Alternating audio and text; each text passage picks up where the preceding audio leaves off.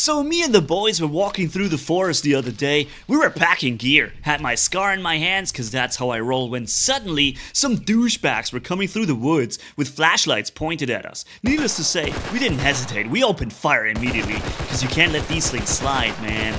Alright, enough with this terrible story. For those of you who may have thought this to be some real GoPro footage, I have to, maybe not disappoint, but rather excite you here, cause this is gameplay footage of the new game called Bodycam using the Unreal Engine 5.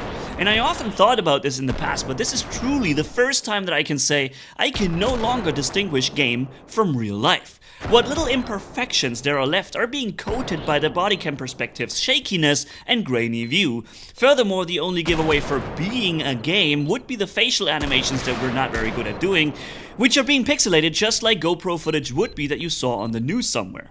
So we've done it! In 2024, ladies and gents, the day has come at which our games look as good as the real world. I thought this would take longer, but then suddenly this Unreal Engine 5 thing happened and the idea of Bodycam came around. You might want to know that while this game here is literally called Bodycam, it's not the only one and first one with this idea. In fact, there was a major hype going on about this even earlier when the game Unrecord popped its news trailer. You may have seen it here on the channel too. Somehow though, Bodycam made it into the Steam store first and can already be purchased and played in the alpha, I think for 20 bucks. Furthermore, from what I understand, the other game Unrecord wants to create also a realistic single-player experience, in addition to multiplayer, with hostage rescue, maybe bomb defusal, terrorist hunt, and all those things that you might know from Tom Clancy's Rainbow Six games. Yeah. That's pretty cool. I'm looking forward to Unrecord, and I will keep you guys up to date on that. But for now, I'm really enjoying the insane experience with Bodycam here.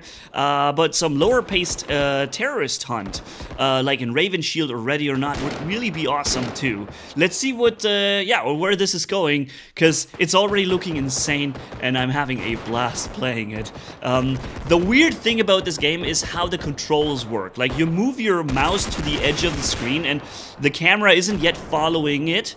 Only when you reach the edge of the screen it will actually begin to turn the camera around.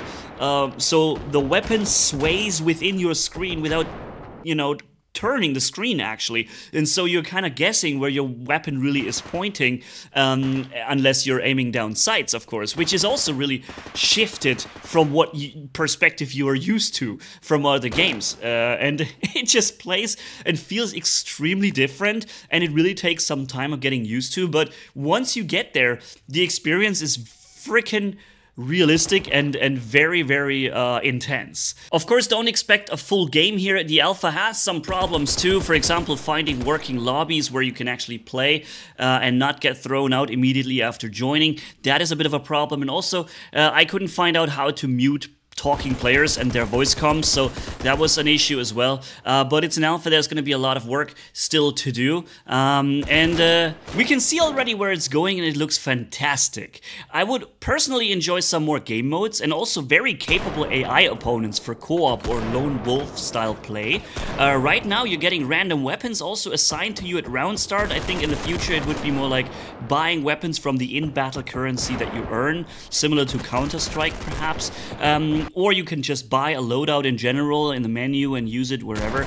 We'll see how exactly this is gonna go. So here I was doing a one-on-one with a friend of mine just for fun, and the cool thing is that the maps are actually small enough to support that playstyle too, and it's fun. You have plenty of encounters, especially when you do what you need to do.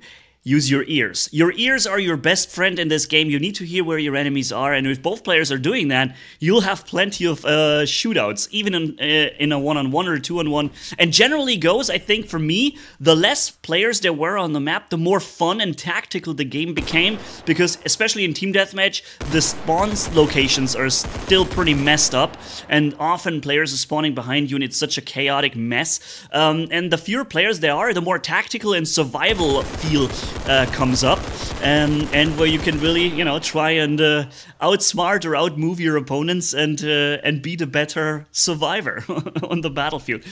So yeah, I have a blast. Hopefully you did too, guys, and tell me down what you think in the comments, okay? So yeah, stay tuned on some more Bodycam stuff, and also Unrecord. I'll keep you updated on both, and we're gonna have some more Star Citizen coming your way very soon. So thanks guys for watching, catch you in the next video, and Manny signing off. Bye bye.